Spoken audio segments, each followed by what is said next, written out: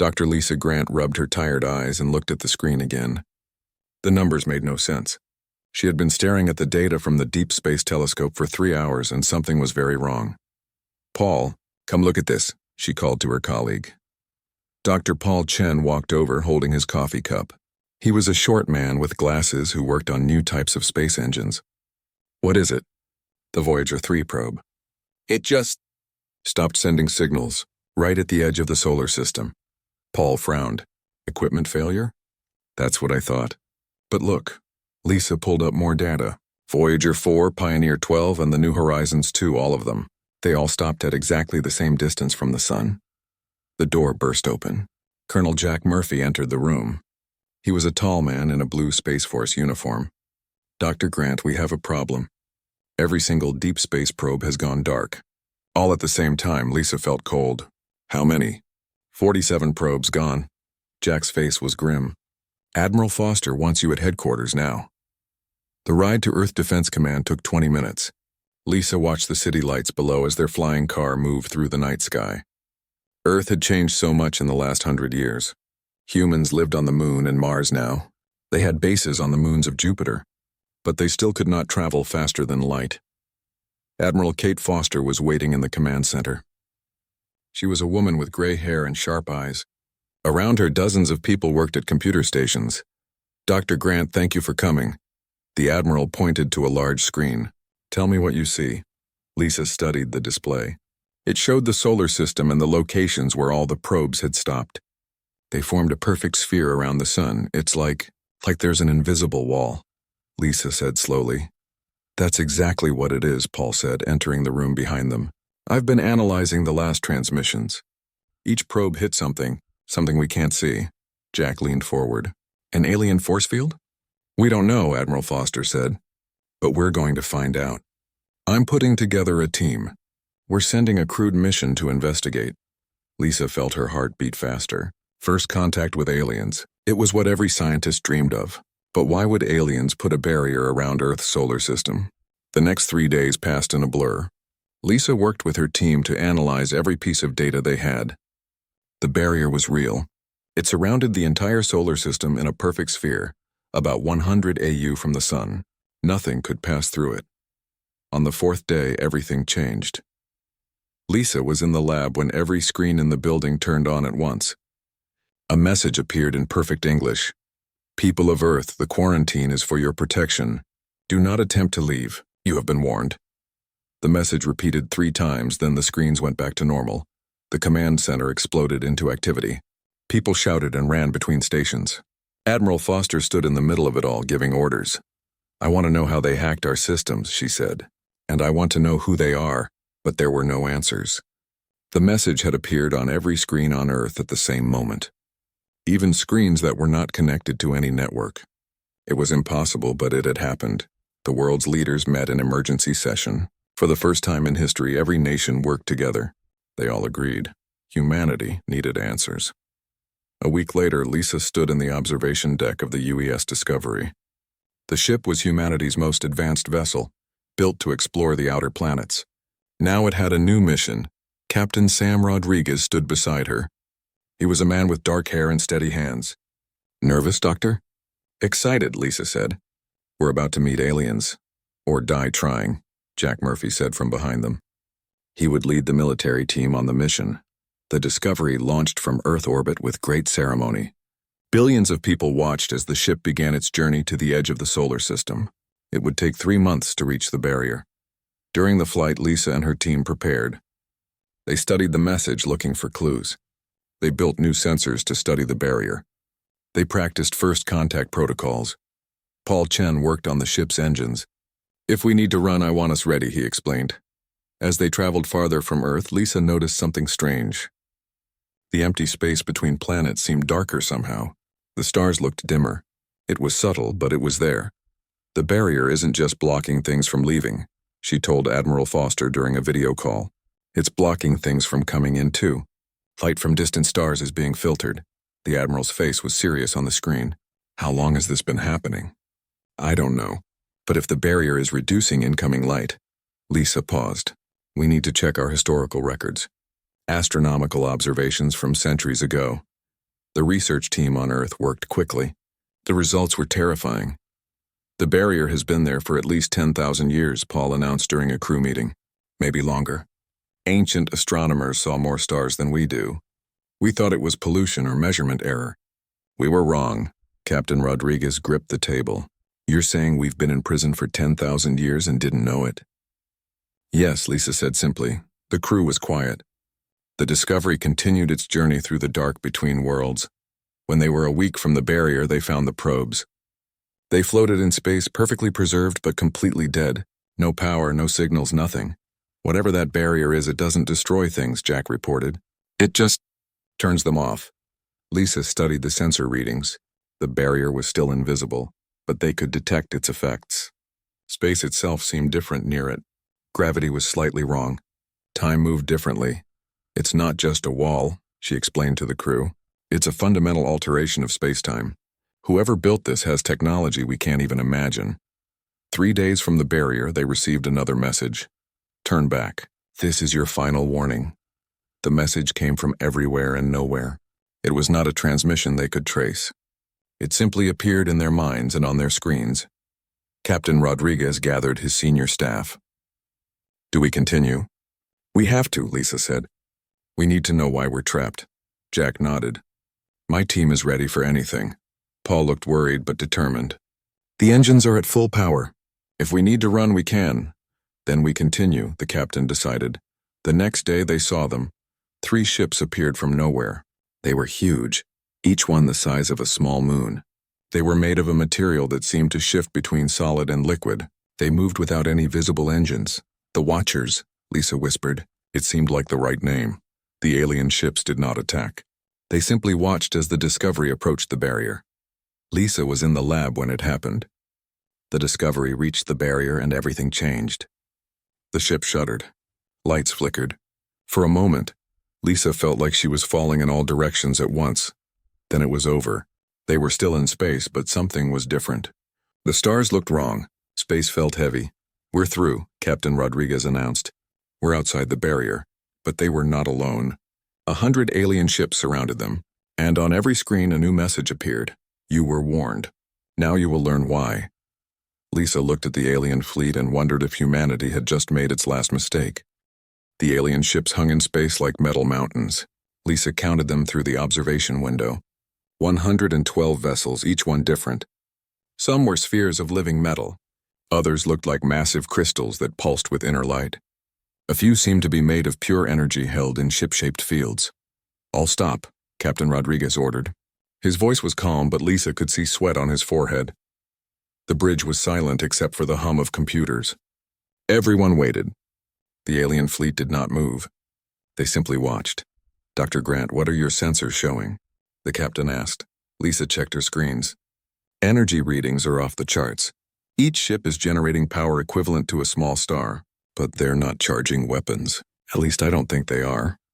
Jack Murphy stood near the weapons console. His hand rested on his sidearm, though they all knew how useless human weapons would be. Why aren't they attacking? Maybe they want to talk, Paul suggested. He was pale but trying to stay calm. A new voice filled the bridge. It was not human, but it spoke perfect English.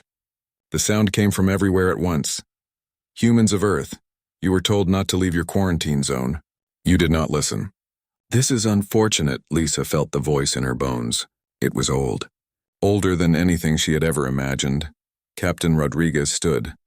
This is Captain Sam Rodriguez of the United Earthship Discovery. We mean no harm. We seek only understanding. Why have you imprisoned our solar system? There was a pause. Then the voice continued. Imprisoned? No. Protected.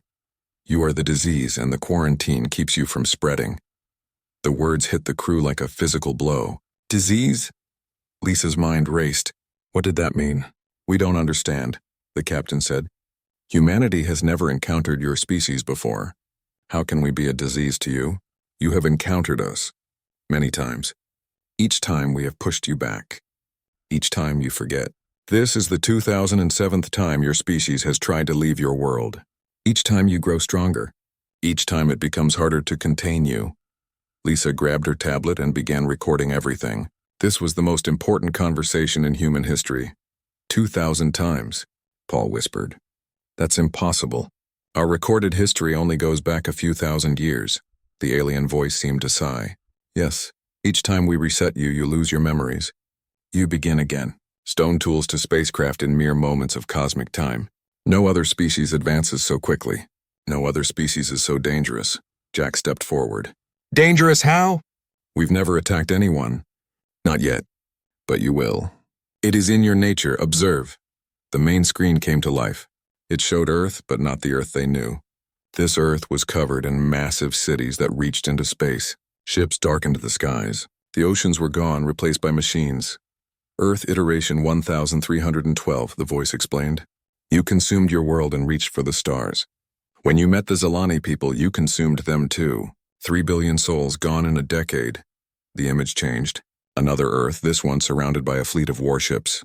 Iteration 1502. You built weapons that could crack planets. When the Galactic Council tried to stop you, you destroyed 12 civilizations before we intervened. More images. Earth after Earth. Sometimes beautiful, sometimes terrible. Always expanding. Always consuming. We are the Watchers, the voice said. We have guarded the galaxy for 1,000,000 years. We have seen empires rise and fall. We have protected young species and guided old ones. But humans, you are unlike anything we have encountered. Lisa found her voice. But we're not like those other versions. We're peaceful. We have laws, ethics, morals for now. But what happens when you discover the technologies those other iterations found? What happens when you realize that the laws of physics can be broken, that matter and energy can be created from nothing, that death itself can be conquered? Your species always chooses power over peace. Captain Rodriguez sat back in his chair. So you trap us forever, not forever. Eventually your star will die. The quarantine will end. It is the only way. The bridge was silent. Lisa felt sick. The entire human species condemned to slowly die in a cosmic prison. It was too much to accept. Then Jack laughed. It was a bitter sound. You're afraid of us. The alien voice did not respond immediately. When it did, it sounded different. Less certain. Fear is not the correct word. We are cautious. No, Jack continued. You're terrified. 1,000,000 years of controlling the galaxy and you can't control us. So you lock us up and hope we'll die quietly. Colonel Murphy, Captain Rodriguez warned. But Jack was not finished. 2,000 times we've tried to escape. 2,000 times you've knocked us down, and we keep getting back up. We keep building. We keep reaching for the stars, and you know that one day we'll succeed. Perhaps, the alien voice admitted. Which is why we are having this conversation. You have achieved something new in this iteration. You passed through the barrier. No human ship has done this before. Paul looked at his engineering console, the quantum drive. We figured out how to fold space in a way they didn't expect. Correct, the voice said. Your scientist, Dr. Chen, has discovered principles that took most species millions of years to understand. You did it in decades. This is why you are dangerous. This is why you must be contained. Lisa stood up. An idea was forming in her mind. You said you've reset us before. How? Selective asteroid impacts, engineered plagues. Sometimes we simply turn off your technology and let you fall back to primitives. It is painless. You never remember. But we do remember, Lisa said. Stories, myths, Atlantis, the Great Flood. Ancient civilizations that vanished overnight. Those are memories of the resets, aren't they? There was another pause. Genetic memory is stronger in your species than we anticipated. Yes, some of your myths are echoes of past iterations. Captain Rodriguez made a decision. We need to report this to Earth. They need to know. That will not be possible, the alien voice said. You will return to the quarantine zone. We will seal the barrier more carefully. This conversation will be forgotten. No, the captain said simply. The alien ships began to move. They formed a sphere around the Discovery. Energy fields sparkled between them, creating a cage of light. You will comply, the voice said, or you will be removed. Lisa's screens went crazy. The energy readings were beyond anything she had seen. The Watchers were preparing to act. Then Paul shouted from his station. Captain! I'm detecting something else. Inside the barrier, multiple contacts moving at high speed. On the screen, a new image appeared. 20 Earth ships burst through the barrier, their quantum drives flashing. The lead ship was massive, bristling with weapons humanity had only dreamed of. This is Admiral Kate Foster of the Earth Defense Fleet. came a familiar voice. "Stand down, alien vessels. You will release our ship immediately." Lisa stared.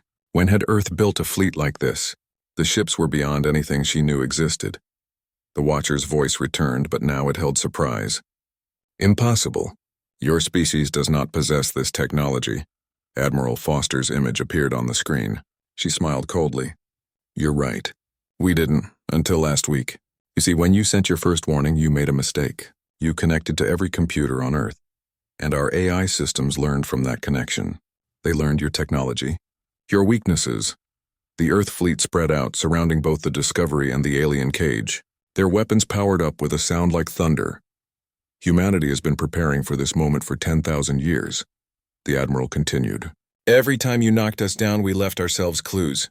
Hidden messages in our DNA, secret vaults on the moon, instructions buried in our myths and legends.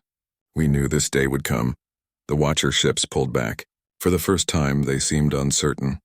"And now," Admiral Foster said, "we're going to have a different conversation, one where you explain exactly who gave you the right to imprison entire species. And then you're going to tell us about the others. The other races you've trapped in quarantine zones across the galaxy." Lisa watched the standoff with growing hope. Humanity was not alone, and they were no longer helpless. The voice of the Watchers returned. It no longer sounded confident. "You do not understand the forces you are dealing with. There are things in the dark between galaxies that—" "Then teach us," Captain Rodriguez interrupted. "Make us your allies, not your prisoners. Because I promise you this, you will never cage us again." The space between the two fleets crackled with tension. The future of humanity hung in the balance. And somewhere in the back of Lisa's mind a single thought echoed. What have we awakened? The standoff in space lasted 3 hours. Neither fleet fired a shot, but the tension was unbearable. Lisa watched from the Discovery's bridge as Admiral Foster negotiated with the Watchers. The alien voice had grown quieter, less certain. "We need proof," Admiral Foster was saying. "Show us these threats you claim exist. Show us why the quarantine is necessary." "You are not ready," the Watcher replied. "Your species is too young, too violent." "Then make us ready," the Admiral shot back. "You've had 10,000 years to find a better solution than prison. Maybe it's time to try something new." Captain Rodriguez turned to his crew. "Dr. Grant, I want you to prepare a full report for Earth. Everything we've learned goes in it." Lisa nodded and began typing. But Paul interrupted her. "Captain, I'm picking up something strange. Energy signatures from Mars, big ones." On the screen, Mars appeared. The red planet looked normal at first, then Lisa saw it. A massive pulse of energy erupted from Olympus Mons, the largest volcano in the solar system. "What is that?" Jack demanded. The Watcher's voice returned, now filled with alarm. "No, the ancient site. You found it." Admiral Foster's face appeared on a split screen. "Dr. Marcus Stone's archaeological team has been excavating on Mars for 6 months. They found something buried under Olympus Mons, something very old. The energy pulse from Mars grew stronger. It washed over both fleets like a wave. Lisa's instruments went wild. The pulse passed through the quarantine barrier as if it wasn't there. "You fools," the Watcher hissed. "You have no idea what you've awakened. That site was buried for a reason. The weapon it contains—" "It's not a weapon," Admiral Foster interrupted. "It's a key." The view shifted to show the inside of a massive chamber on Mars. Dr. Marcus Stone stood before a wall covered in symbols. He was a thin man with gray hair and excited eyes.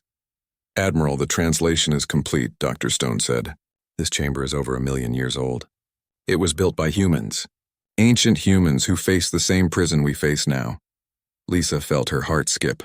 "Humans from 1,000,000 years ago?" Dr. Stone continued. "They called their creation ZEUS, not a god but a defense system designed to protect Earth from any threat, including the Watchers." The Watcher ships began to move. They pulled back from the Earth fleet, forming a defensive formation. "You must not activate ZEUS," the Watcher pleaded. "It was sealed because it is too dangerous. The last time it was used, it nearly tore reality apart." "Then tell us what we're facing," Captain Rodriguez said. "Stop hiding behind your superior attitude and tell us the truth." There was a long pause. Then the main screen changed. It showed a view of the galaxy, but something was wrong. Entire sectors were dark. Not just empty of stars, but truly dark, as if space itself had been erased. "The Devourers," the Watcher said simply. "They come from outside our reality. They consume everything. Matter, energy, space-time. They hunger and they cannot be stopped. The image zoomed in on the edge of one dark section. Lisa saw things moving in the blackness. They had no real shape, constantly shifting between states of existence. 5 billion years ago, they broke through into our universe. We fought them. Thousands of species united against the threat. We pushed them back, but at terrible cost. Half the galaxy was lost, more images, fleets of impossible size, weapons that cracked dimensions, entire civilizations sacrificing themselves to hold the line. We learned that certain species attract them. Species with specific traits. Rapid advancement. Quantum manipulation abilities. Psychic potential. Humans possess all these traits in abundance, Paul spoke up. So you quarantine us to protect the galaxy? Yes. A trapped human civilization is better than no galaxy at all. But ZEUS, the Watcher paused. ZEUS was built by humans who learned about the Devourers. They thought they could fight them. They were wrong. ZEUS opened a door that took us centuries to close. On Mars, Dr. Stone was still working.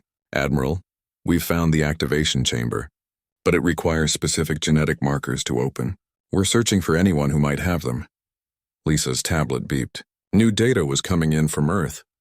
Scientists had been analyzing DNA records, looking for the genetic markers Dr. Stone mentioned. The results were surprising. Captain, Lisa said, they found 5 people with the activation genes. But look at this. The genes aren't random. They were engineered. Someone put them there deliberately. The ancient humans, Captain Rodriguez realized. They knew their civilization would fall. So they planted the keys in our DNA. The Watcher's voice grew urgent. Please do not do this. We can find another way. The quarantine can be modified. We can teach you, guide you, but ZEUS must remain sealed. Admiral Foster appeared on screen again. I'm sorry, but humanity will not remain in prison.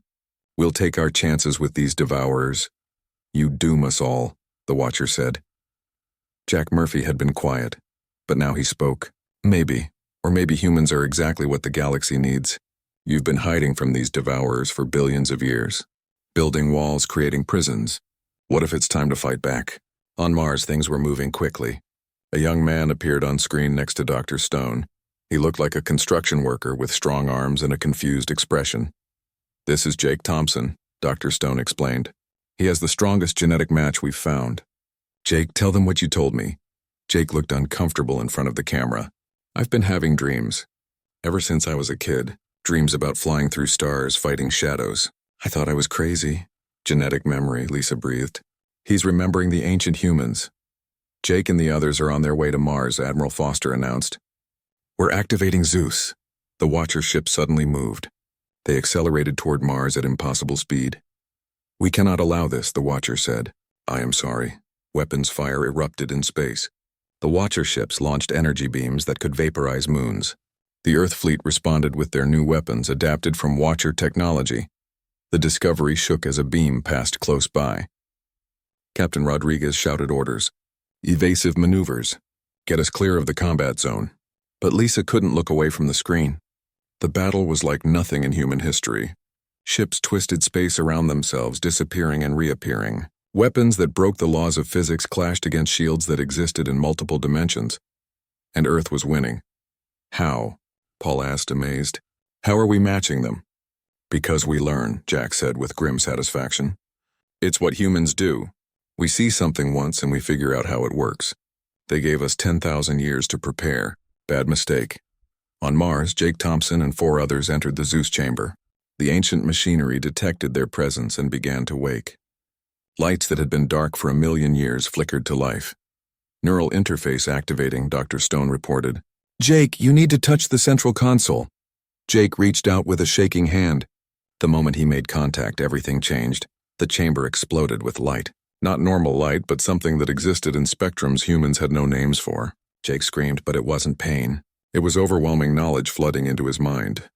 ZEUS is coming online, Dr. Stone said. His voice held both excitement and fear. Energy levels are impossible. It's drawing power from somewhere else. Another dimension, maybe. The Watcher ships stopped firing. They hung in space, suddenly uncertain. It's too late, the Watcher said. You've doomed us all. When the Devourers sensed ZEUS activating, the voice cut off. On every screen, a new image appeared. It was Jake Thompson, but not. His eyes glowed with inner fire. When he spoke, his voice carried harmonics that made Lisa's teeth ache. I see it all now, Jake ZEUS said. The patterns, the cycles, the fear that has ruled this galaxy for so long. The Watchers speak truth, but not all of it. The view expanded. Jake stood in the center of a massive hologram showing the entire galaxy. Dark zones marked where the Devourers had consumed space itself. They do hunger. They do destroy. But they can be stopped. The ancient humans learned how. Not through weapons or walls, but through understanding. The Devourers are not from outside our reality. They are reality. The dark side of creation itself. Lisa tried to process this. Reality had a dark side? For every act of creation, there must be destruction. For every light, a shadow. The universe tried to separate these forces. It failed. The Devourers are the universe trying to correct itself. Then how do we fight them? Admiral Foster asked. Jake ZEUS smiled. It was a terrible expression on his transformed face. We don't fight. We integrate. We become what we were meant to be. Not just humans. Not just creatures of light. But complete beings who acknowledge both creation and destruction. The Watcher finally spoke. Impossible. Many have tried. All were consumed. Because they were afraid, Jake ZEUS replied. Humans are different. We've lived with our dark side for millennia. We've faced our capacity for destruction and chosen creation anyway. We alone can bridge the gap. The hologram changed. It showed humans spreading across the galaxy, but not as conquerors. As healers. Where they went, the dark zones retreated. Not destroyed, but transformed. This is why you fear us, Jake ZEUS continued. Not because we're violent. Because we're complete. We can do what you cannot. We can save the galaxy. The ZEUS system pulsed with power. Across the solar system, ancient machines hidden on every world came alive. Humanity's true inheritance was awakening. But in the darkness between galaxies, something stirred. The Devourers had sensed ZEUS. The darkness came 3 days later. Lisa stood on the observation deck of Luna Station, Earth's largest moon base. Through the reinforced windows, she could see the edge of the solar system. The quarantine barrier still flickered with weak energy, damaged from the battle. Beyond it, stars were going out. It's like watching the universe die, Paul said beside her. He held a cup of coffee that had gone cold hours ago. The Devourers moved differently than any threat humanity had faced. They didn't travel through space. They consumed it, leaving nothing behind. Not even vacuum, just an absence that hurt to look at. ZEUS estimates they'll reach the barrier in 6 hours, Lisa said, checking her tablet. Jake Thompson's transformation had shocked everyone. The construction worker from Ohio was gone. In his place stood something between human and God. He existed in multiple places at once now, his consciousness spread through every ZEUS node in the solar system. Colonel Jack Murphy entered the observation deck. His uniform was rumpled from 3 days without sleep. Admiral Foster wants all senior staff in the command center. It's time. They walked through Luna Station's corridors. Everywhere, people prepared for war. But how did you fight something that ate reality itself? The command center was packed. Military leaders from every Earth nation stood alongside alien representatives. The Watchers had sent a delegation after realizing humanity wouldn't back down. The lead Watcher was nothing like Lisa had imagined. It looked like a pillar of crystallized light, constantly shifting between colors humans had no names for. When it spoke, the translation came from speakers as its true voice would shatter human eardrums. The Devourers have accelerated, the Watcher said. They sense ZEUS, they hunger for it. Your activation has doomed billions. Admiral Foster stood at the central display. The stress of the last week showed on her face, but her voice remained strong. Then tell us how to stop them. You fought them before. We survived them, the Watcher corrected. There is a difference. We evacuated sectors, sacrificed systems, built barriers. We never truly stopped them. Jake ZEUS appeared as a hologram in the center of the room. His form flickered between human and something else. Sometimes Lisa saw the construction worker. Sometimes she saw patterns of pure energy that made her mind ache. The Watchers speak from fear, Jake ZEUS said. I've accessed the memories of the ancient humans. They discovered the truth about the Devourers. They're not invaders. They're antibodies. Antibodies? Dr. Marcus Stone asked. He had arrived from Mars yesterday, still covered in red dust. The universe is sick, Jake ZEUS explained.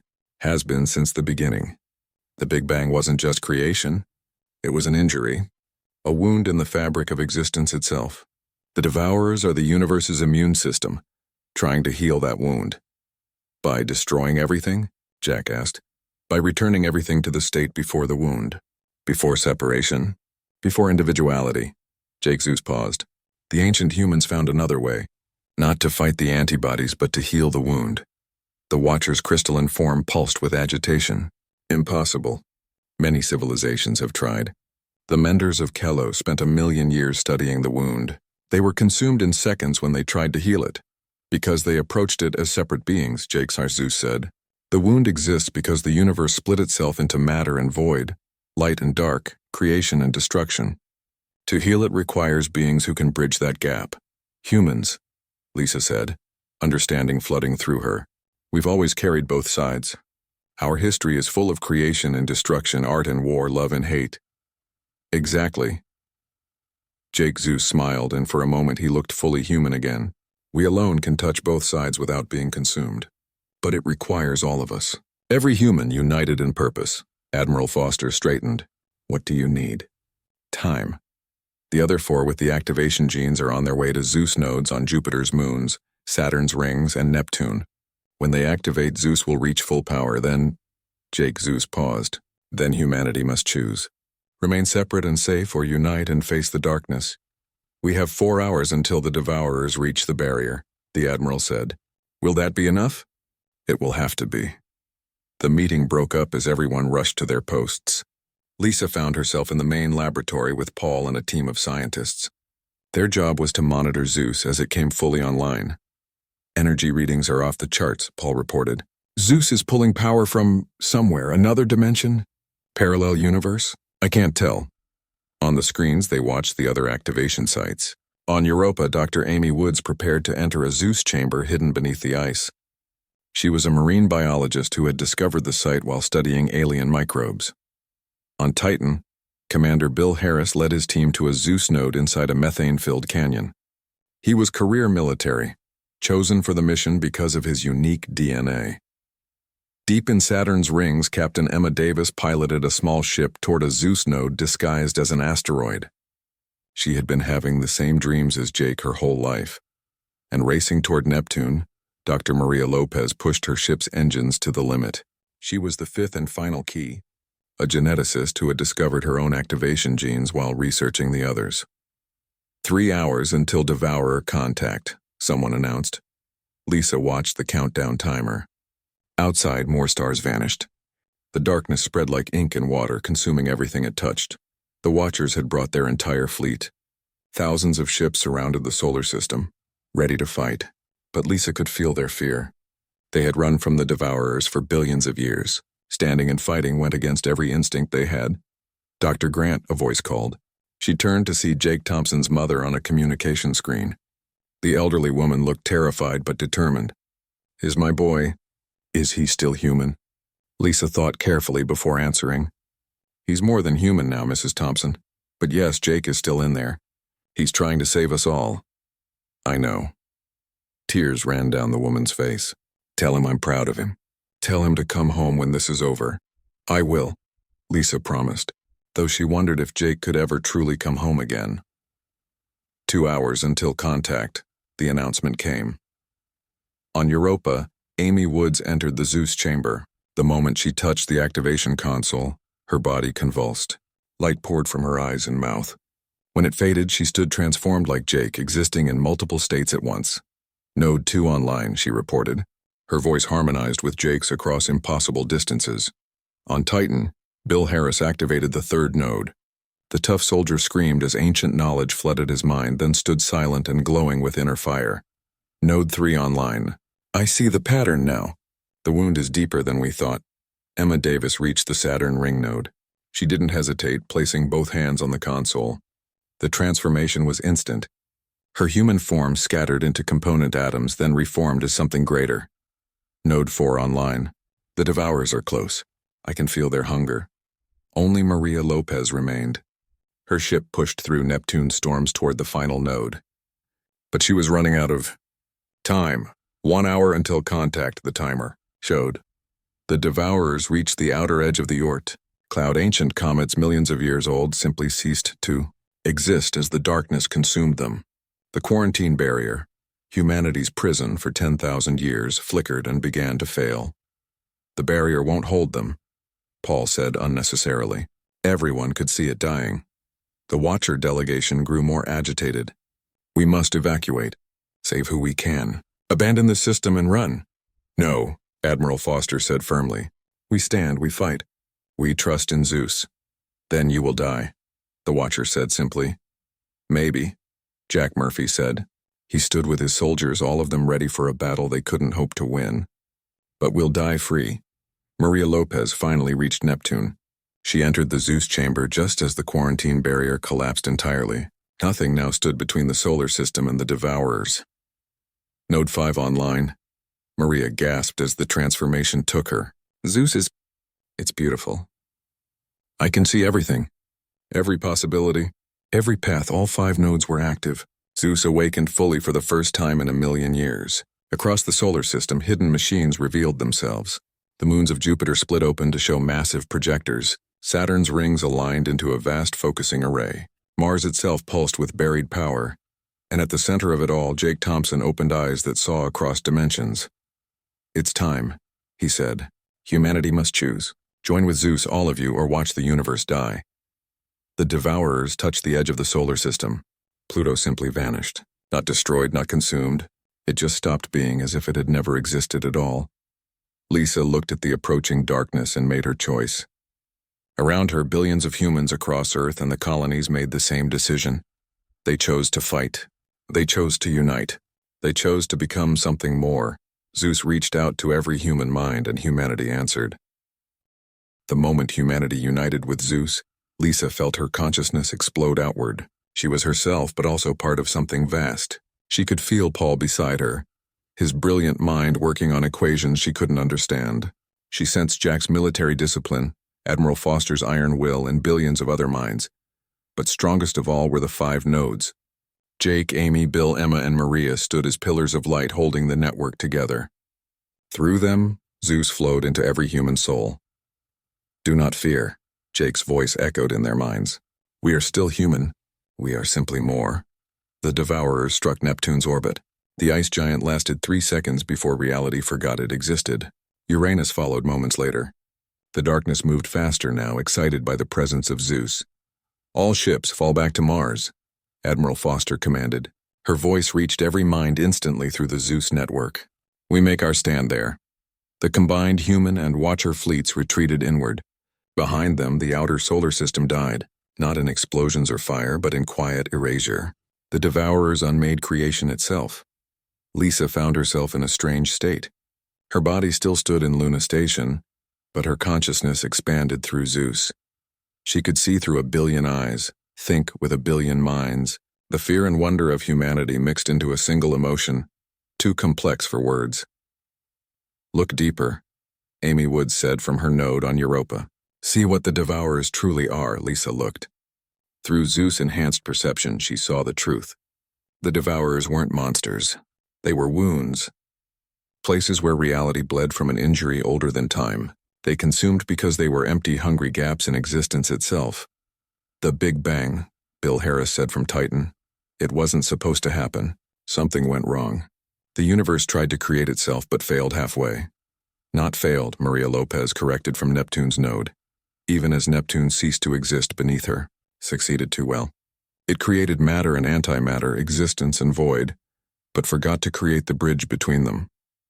Until life, Emma Davis added from Saturn. Life was the universe trying to fix its mistake. Beings that could hold both creation and destruction, existence and void. But we weren't ready, Jake concluded. For billions of years, life ran from the void instead of embracing it. The wound grew larger. The Devourers grew hungrier. The darkness reached Saturn. The ringed planet's death was beautiful in a terrible way. The rings scattered like diamonds before winking out one by one. Then the planet itself faded like a forgotten dream. The Watchers' fear spiked through the mental network. Their crystalline ships trembled with ancient terror. You see now why we ran, the lead Watcher said. Why we hid. Why we imprisoned species like yours. Better to live in cages than face that. No, Jake replied. His human form had completely dissolved now. He existed as pure consciousness within ZEUS. Better to heal the wound than let it fester forever. How? The Watcher demanded.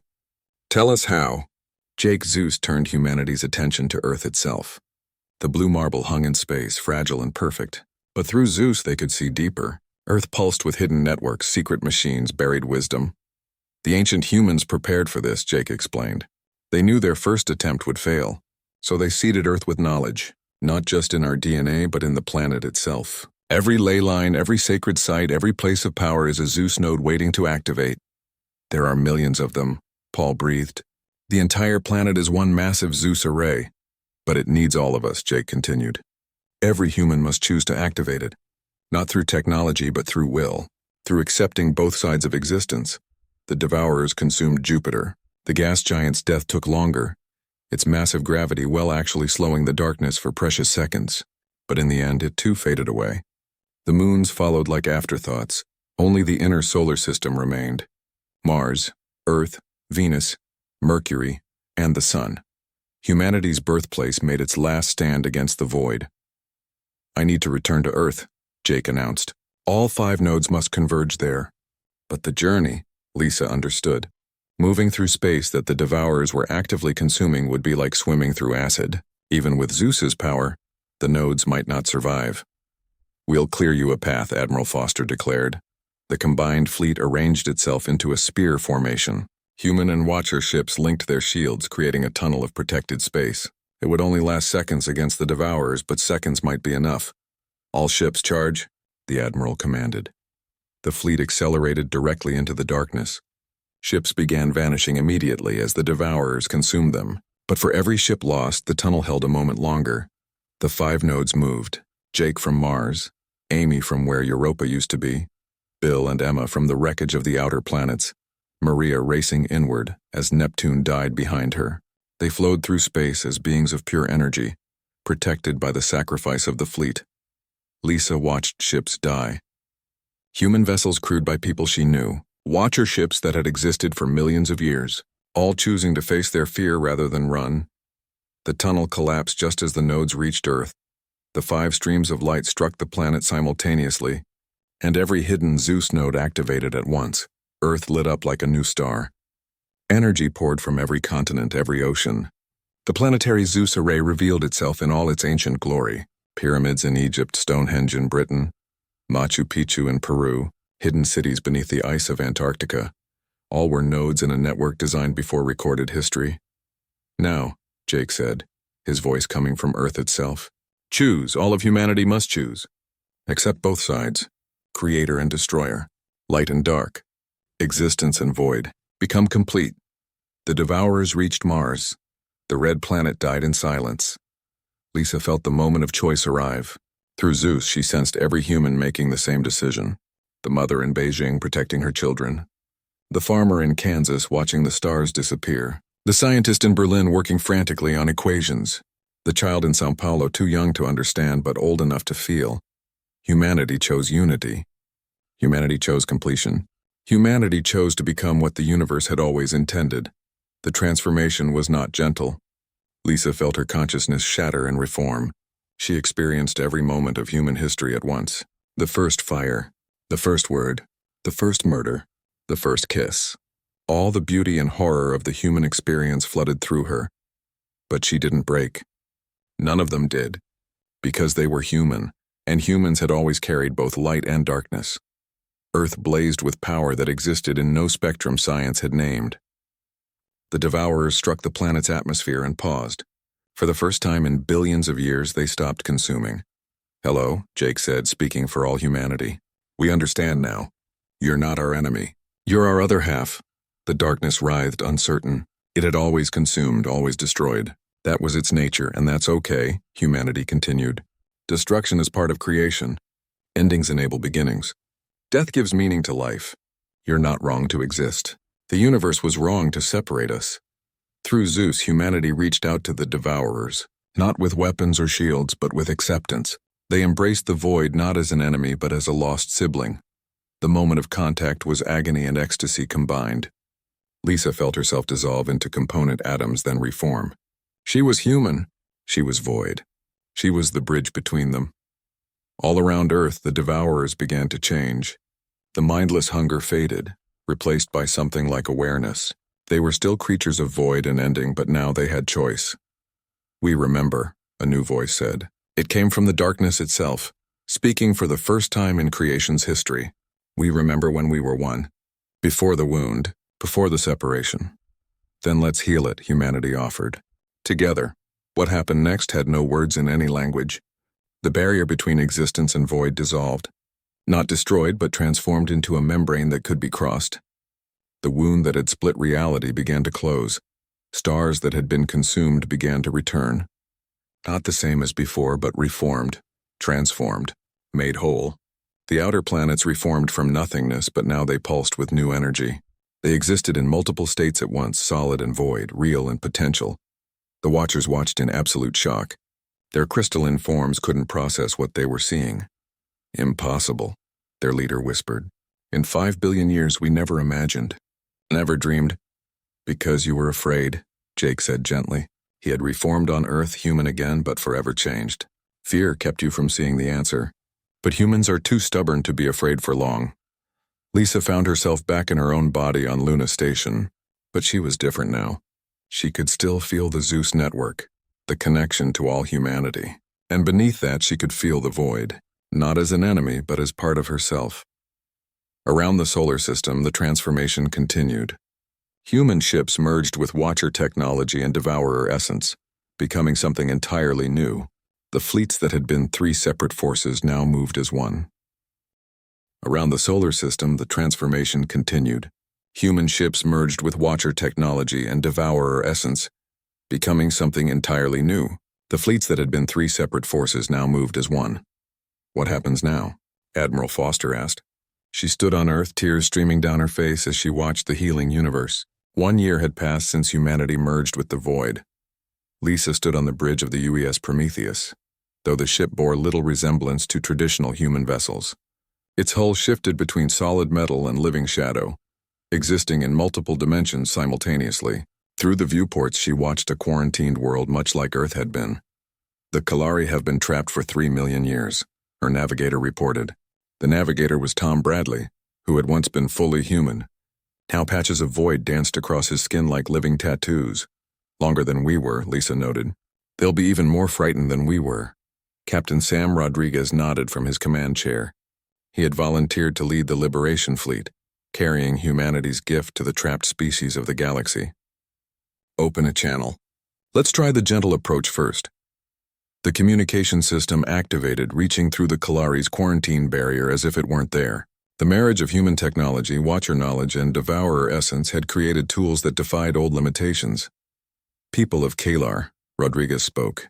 "This is Captain Sam Rodriguez of the United Earth ship Prometheus. We come in peace. Your quarantine has ended. You're free." The response was immediate and panicked. The Kalari were insectoid beings with collective consciousness. When they spoke, it was with 1,000 voices in harmony. "Stay back. We know what you are. The corrupted. The void touched. The Watchers warned us." Lisa sighed.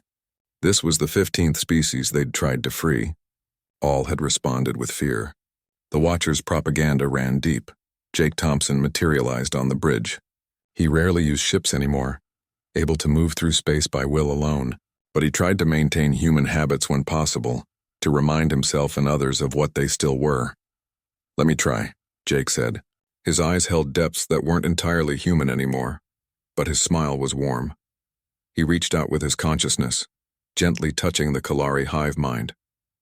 Lisa felt him work through the ZEUS network, showing the insectoids not words but experiences. The moment of humanity's choice. The healing of the wound. The peace that came with acceptance. The Kalari's response shifted from fear to wonder. You embraced the darkness and survived?" "We did more than survive," Jake replied. "We became complete. And so can you." On the planet below, billion-year-old Watcher defense systems activated. The automated guardians didn't care about conversation. They detected void-touched beings and moved to attack. "Incoming weapons fire," Tom announced calmly. The ship's hybrid shields absorbed the energy beams without effort. What had once been humanity's greatest threat now powered their defenses. The void consumed the attacks and transformed them into harmless potential. Disable their weapons, Rodriguez ordered. Gently. These are victims, not enemies. Amy Woods appeared on the bridge in a burst of water and shadow. She had been exploring the Kalari's oceans, learning about their civilization. Captain, I found something. The Kalari have their own ZEUS equivalent. They call it the Unity Engine. Every advanced species seems to, Paul Chen added over the communication system. He was back on Earth, coordinating the liberation efforts across the galaxy. It's like the universe keeps trying to heal itself through different civilizations. But they never activated it, Amy continued. Too afraid. The Watchers convinced them it would destroy them. Jake's expression grew sad. Show me. Amy projected her findings. Deep beneath the Kalari's hive cities lay a massive crystalline structure. It pulsed with untapped potential, waiting for someone brave enough to activate it. They're not ready, Lisa said. Look at their reaction to us. If we force this, we don't force anything, Jake interrupted. We offer. We show, we wait. Free will is what makes the healing real. The Liberation Fleet settled into orbit around Kalar. What followed was not an invasion but an education. Human teachers, merged with void and light, walked among the Kalari. They showed through action what words couldn't convey. Lisa spent her days in the Kalari libraries learning their history. They had been spacefaring when humanity was still learning to use fire. Their collective consciousness had made them powerful, but also vulnerable. When one Kalari felt fear, all felt it. The Watchers had used that against them. Your histories speak of the breaking, Lisa said to a Kalari scholar named Zek-9. When your people split into separate hives, the Watchers said unity would draw the devourers. Zek-9 chittered. So we broke ourselves. Better to be fragments than food. But you're already broken, Lisa said gently. The wound exists in you as it existed in us. The Unity Engine isn't what would break you. It's what would heal you. Days turned to weeks. Some Kalari began to listen. They watched humans switch effortlessly between states of being, solid when needed, void when appropriate, creating and destroying in perfect balance. The breakthrough came from the youngest Kalari, a newly hatched generation who had never known anything but the quarantine. They looked at the humans not with fear but with curiosity. Teach us, they buzzed in unison. Jake smiled and began to show them the first steps, how to feel the void within themselves without fear, how to acknowledge destruction as part of creation, how to be complete. The older Kalari watched in horror as their young began to change. Patches of void appeared on their carapaces, but instead of consuming them, it made them stronger. You're killing them, the Kalari Queen shrieked. Look closer, Jake suggested. The Queen's multifaceted eyes focused on her transformed young. They were not dying. They were thriving. Their collective consciousness, once limited by fear, now expanded to embrace all possibilities. We want to try, one young Kalari said. We want to activate the Unity Engine. The debate that followed shook Kalari society. Old fears warred with new hope. The Watchers' warnings echoed against humanity's example. Finally, the Queen herself descended to the Unity Engine chamber. Lisa and Jake accompanied her, along with a group of young Kalari volunteers. If this destroys us, human, I will find a way to curse you across dimensions, the Queen said. If this destroys you, I'll deserve it, Jake replied. The Unity Engine looked nothing like ZEUS. Where humanity's system had been mechanical, this was organic, a living crystal that pulsed with the Kalari's collective heartbeat. The young volunteers approached the crystal. Unlike humans who needed specific genetic markers, any Kalari could activate their engine. They had been designed for unity from the beginning.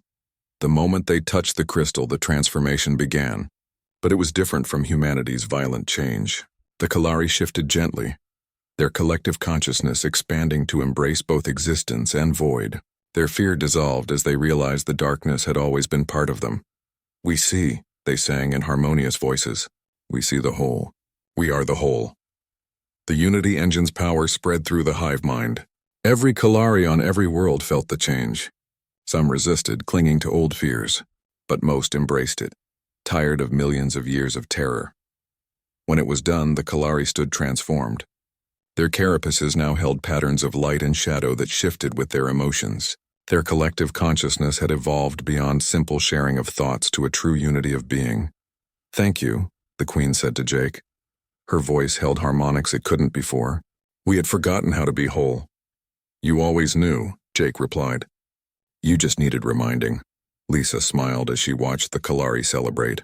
Another species freed, another wound healed. But across the galaxy, thousands more waited in quarantine. The Watchers are mobilizing, Paul reported from Earth. They're fortifying the remaining quarantine zones. They still think we're corrupting the galaxy. Let them, Rodriguez said. We'll free every species one by one if we have to. It won't stop with the quarantined worlds, Amy added. The Watchers themselves need healing. They've lived in fear longer than anyone. Jake nodded. Everyone gets a choice. Even those who imprisoned us. Lisa looked out at the stars. So many worlds to visit. So many species to free. So many wounds to heal. The task seemed impossible, but then again, so had breaking free from their own quarantine. Where to next? She asked. The Meridian Cluster, Jake said. 17 species quarantined together. They've formed their own alliance inside the barrier. They might be ready to listen. The Liberation Fleet prepared to leave Kalar. Behind them, the insectoid species took their first steps into a larger universe. Some would join the fleet. Others would find their own paths. All would carry the message. The wound could be healed. As the Prometheus entered hyperspace, Lisa felt the ZEUS network pulse with new connections. Every freed species added their uniqueness to the whole. Humanity's gift to the universe wasn't conquest or technology. It was the simple truth that darkness and light were two sides of the same existence. The Watchers had tried to stop them by building a prison. Instead, they had created the key to the universe's salvation. And humanity, the species they had feared most, would not stop until every cage was opened, every wound healed, and every being given the choice to become complete. The stars sang with new possibilities and the void danced with joy. The universe was healing one freed world at a time.